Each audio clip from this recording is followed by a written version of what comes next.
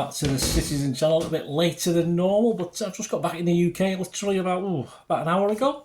So I thought I did this little script on the player ratings and the match sum up of our wonderful victory at West Ham, City 3, West Ham 1. So I'm getting it out for you now.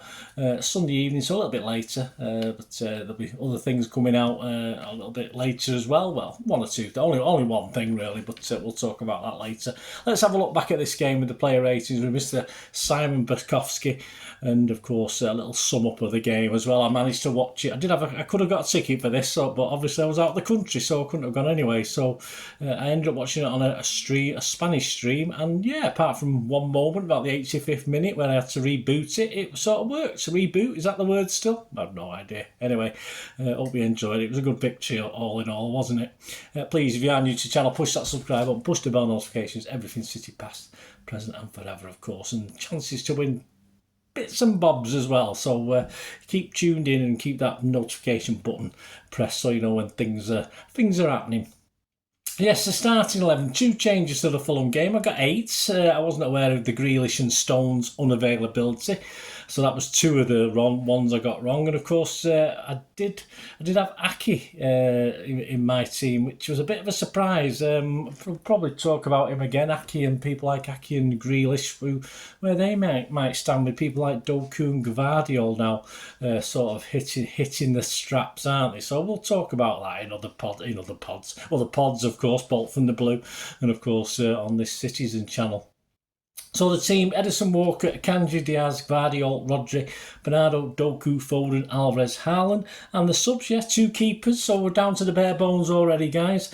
Ortega, Carson, Phillips, Aki, Gomez, Nunes, Bob and Lewis. We'd probably say the same about Phillips. Where does Phillips fit into all this as well? But he was willing to fight for his place. He did have the chance to leave, didn't he? Right, match report, key moments. First half, decide City dominating. We go in, it's an old story, isn't it? We've had it many times. We go in 1-0 down. We were looking a little suspect from set pieces, from corners. There was one where I don't know what happened to Edison. He just vanished, and the ball sort of skidded across the face of the goal and unfortunately went wide. But Edison certainly made up for that anyway, didn't he? But could have been a foul, but it all ended with naught anyway, so it probably wasn't looked at too much, and I've not had time to look at replays, etc. But their goal was too easy when it did come, I mean, it's like a knife through butter. On 36 minutes, of course, Kufel fed Bowen down the right, and we're short of numbers in the middle. It only meant a really good cross, and that's what we got, a really good cross. And of course, Mr. James Ward-Prowse enjoys scoring against us, doesn't he? He's done it for the Saints, of course, had a great dive with header, and I won't blame Edison, no chance with that one. And I think City's chances, I think we had about 17 in that first half.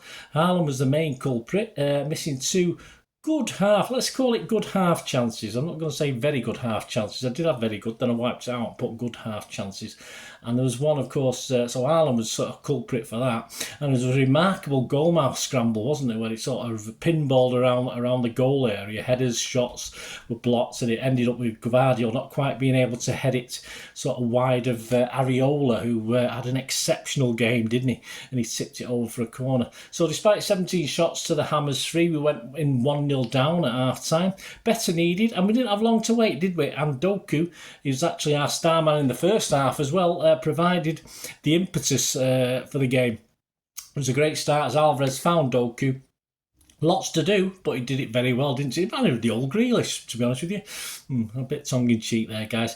He's cut inside and buries it into the far corner. A superb goal, a great goal, and he thoroughly deserves silly celebration.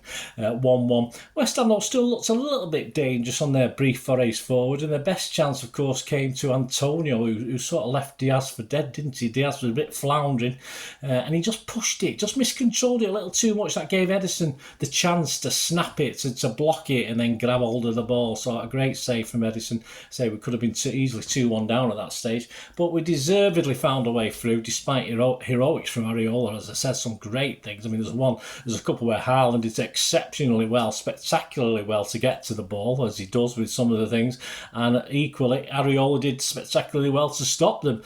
Perhaps you could argue they're a bit too near to him, but hey, it's no good goalkeeping.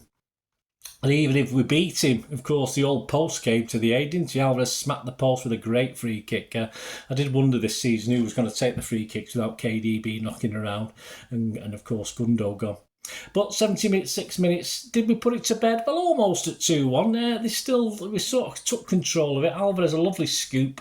Little Bernardo, he's done this before. He gets his foot quite high, not dangerous to the keeper, who's a couple of yards away, so there's no dangerous play in that. And he guides it past Areola into the corner. A fantastic goal.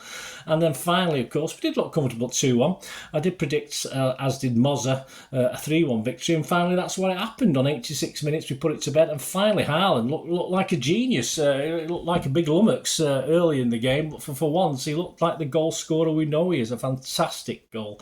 Alvarez found Bernardo, who crosses for Earl into it, just bury it home superbly in the far corner. Again, Areola, no chance. And a deserved 3-1 victory to City. West Ham are fine. They will beat teams. They're a good team. It was a good victory to have. Our subs, obviously, Nunes got his debut. That was great. Yeah, and I think it was okay. We'll go on the player ratings in a minute. 90 minutes, of course, Gomez for Doku. 94 minutes, Lewis for Haaland. 95 minutes, Ake for Guardiola. And I got down here, and I've not seen it on a couple of match reports, that Bob came on for Bernardo. Even on the City site, I don't think, or the Evening News. So was I dreaming? Was I dreaming that Bob came on for Bernardo? But I've got him down as coming on anyway. You'll put me right if I'm wrong. Match stats, West Ham 6 shots, 3 on target. City 29 shots, 15 on target, impressive. 69% possession, passes 309 for the Hammers, 696 for us, and this is astounding. I don't think we've had a figure like this for quite a while. Percentage accuracy of the passes, 86% for the West Ham, which is excellent actually for an opponent, and 93%. Oh, heady stuff from City. 7 fouls to 11. We made more. Yellows 3 for them, no 2 for us. Offsides 1 for them and none for us. And corners, I don't remember our 11 corners. We didn't do much from them, did we? I think West Ham with their 4 looked far more dangerous. XG Philosophy, my thanks to @XG Philosophy. 0.98 for West Ham and 3.34 for us. So pretty much went to plan then. 3-1 it says on XG. It works out. Right, the ratings, my thanks as ever to Manchester Evening News' Simon Bajkowski. I'll give you his little thoughts and then I'll give my little 2 worth. I won't go on, I won't get this done and dusted and get it out to you. Edison, not in the game, said Simon, for large spells, but made 2 critical stops in the second half to keep the score level. And he gave him an 8, and I know I'm going to give him an 8. No fault with the goal. And as Simon said, simple as that, I'll agree with what he said. Walker, his attacking has improved this season with a whole flank to go at, and his pace game in handy at the back as well. Yep, again, I'm not going to argue with Simon. I do occasionally, as you know. He's given him a 7. I've given him a 7. He did shape to shoot a couple of times. I was just praying he didn't, and he didn't. So, good lad. Kanji, lurking with a guilty look on his face after Ward-Prowse nodded home in acres of space. But very sad, very tidy otherwise, said Simon. He's given him a 6, which is an average score. I've given him a 6 as well. I think he struggled against Antonio, as did Diaz and most of the team. But the goal, I thought, was more a team problem than specifically Akanji's. The defenders were left a bit outnumbered, and they had to decide whether to come to attack the ball or hang back and wait in the box. So I'm not going to particularly blame him for that. Diaz, close to scoring early on, all that said Simon, bailed out by Edison later. That's the one we talked about when caught out by Antonio. I like Antonio, but he's a bit Lukaku for me. He can look brilliant 1 minute and not so much the next. Simon's given a 7. I've given Diaz a 6.5. Yeah, he was left for dead for that one, so I'm not going to go mad. Guardiola, lots to like going forward in possession, but his positioning was badly exposed by Bowen and Kufal. Yeah, well, he's still learning the ropes, isn't he, guys? That's the problem. Simon give him a 7. I'll give him a 6.5. I thought it was okay, but it'll take time. Rodri ran, but what does that say about Ake though? What does that say about Ake? But we'll talk about that in future time anyway. Rodri ran the game well, ripping in to steal possession back and stop West Ham from gaining control of the game. Give him a 7. I'll give him a 6.5. Again, I'm a little bit lower than Simon. A couple of clumsy, needless fouls I thought at times when they were running upfield into our final third, but again, we probably didn't need to commit them. He's still not mastered that art, unfortunately. But yeah, but his shot radar wasn't quite on either, was it? When he did get one on target, it wasn't enough to trouble Areola. So yeah, I'll give him a 6.5. Simon give him a 7. Silva, Bernardo, Rodri's partner in crime, broke up West Ham attacks and played a blinder from the wing in the second half. Yeah, I thought it was quite disappointing first half, but what a second half. Simon's given him a 9. I mean, I'm going to give him an 8.5. He wasn't bad in the first half, but the second half, he moved. That's where I want him, in that final third, causing problems, playing through balls, scoring goals. That's what I want for Bernardo, and he was let loose in that second half. And of course, as West Ham tired, he sort of ran things on the edge of the box, didn't he? I thought that was a typical Bernardo poacher goal, of course. Alvarez, 1 fortunate assist, said Simon, and 1 excellent assist. Well, they all count. Struggled to stay involved, but won the battle. He is what he is, isn't he, Alvarez? He's becoming very hard to think anything negative, because he's there in the goals and assists. He's knocking them in. Simon gave him an 8. I've given him a 7.5. Again, I wasn't blown away by it, but he does what he has to do when it matters, and that's all that matters to us as a football team. Foden linked up well with Haaland. Alvarez, said Simon, playing centre and out wide, but was Guardiola's first change. He faded. He just faded. He sort of started well, I thought. Simon's given him a 7. I've given him a 6.5. I thought he faded after a good start. A lot of responsibility, but fortunately other players stepped up as well yesterday. So yeah, so not a disaster, but not his most effective in that, certainly that second half. Doku, no sign of the nerves that were on show against Fulham, beating Kufal again and again and getting City back into the game. What a player. What an absolute player. This guy, Simon's given him an 8, so I've given him a 9.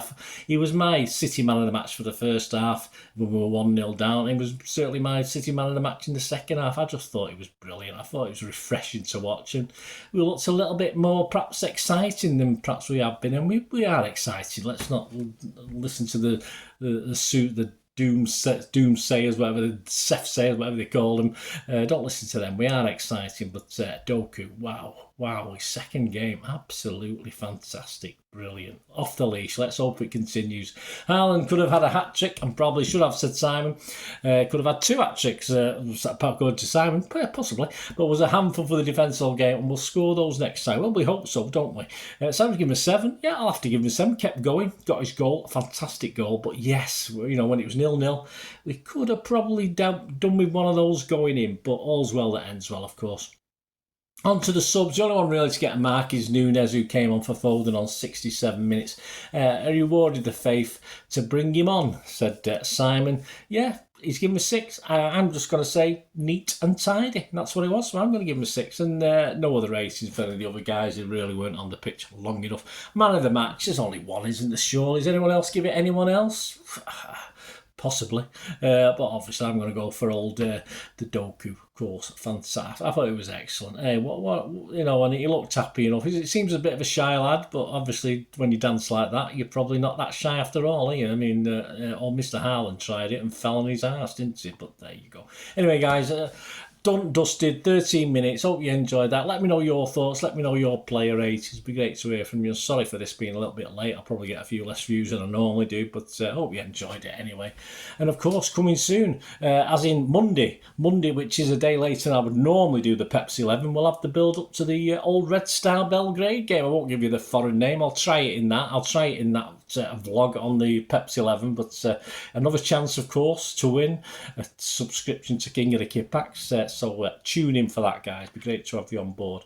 Lots of history stuff over the last couple of weeks with the international break. I've been putting it all out there. Some great, interesting. If you love your city history, guys, just get on the channel and just pile through all the dozens of stuff I've got on city history. And all right. I call myself a poor man's Gary James, but I try and entertain as best I can. Thanks for watching, guys. Anyway, hopefully you'll tune in for that Red Star Belgrade Pepsi 11 and the chance to win that, of course, subscription to King of the Kippax. And if you've already got a subscription, I'll just extend it. So whatever your subscription runs out at, I'll just extend it for you. So no problem there. Thanks for watching, guys. Till we meet again. That's one thing, don't I? Please stay safe, Blues.